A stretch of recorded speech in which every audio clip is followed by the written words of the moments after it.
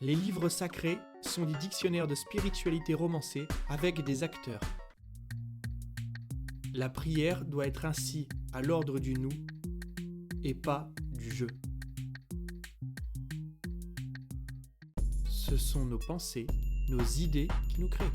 L'homme est ce qu'il imagine. Vous êtes une âme spirituelle vivant une expérience corporelle.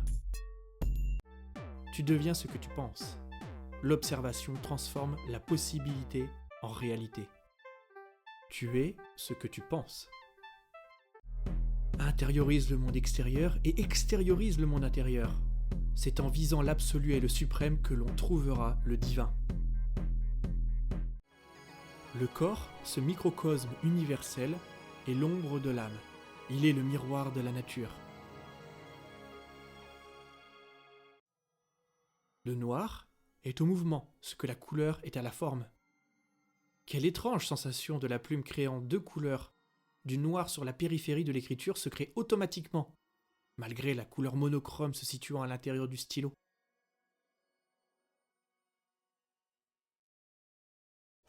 L'ombre de tes pensées est amorpho-gestuelle. Ta chair corporelle baigne ainsi dans les champs électromagnétiques de tes idées. La pensée est une énergie. Y croire la matérialise. L'énergie n'est pas l'inverse de la matière, c'est son essence. Les horizons de l'âme sont le corps humain. À l'inverse d'être fixe, lorsque je marche dans la rue, les molécules ne se poussent pas, mais elles me traversent. Puisque la lumière traverse tout corps physique, dans la vie, seule la matière est statique. C'est l'énergie qui est en mouvement. Nous respirons les mêmes molécules qui sont passées par les narines des tyrannosaures il y a 100 millions d'années.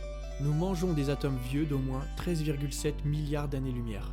Chaque pensée déplace atomes et électrolytes dans les cellules cérébrales pour formuler une réaction physique. L'idée irréelle a le pouvoir de déplacer la matière.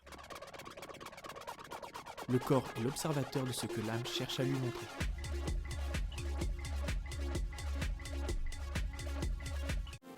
Le corps, cette matière, est une objectivation de la pensée. Le passage d'esprit en matière s'appelle incarnation. Je suis un dieu dans les dieux de Dieu.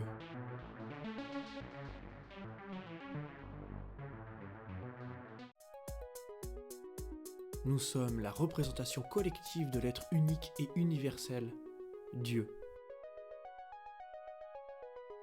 Quelqu'un qui meurt naît au ciel. Pour cela, il faut un amour plus important envers ton âme qu'envers ton corps. Tu seras alors apte à mourir. L'humain se nourrit de prières. Elle utilise la télépathie, instrument extrêmement puissant. Si la télépathie n'existait pas, la prière et les pensées collectives n'auraient aucun intérêt.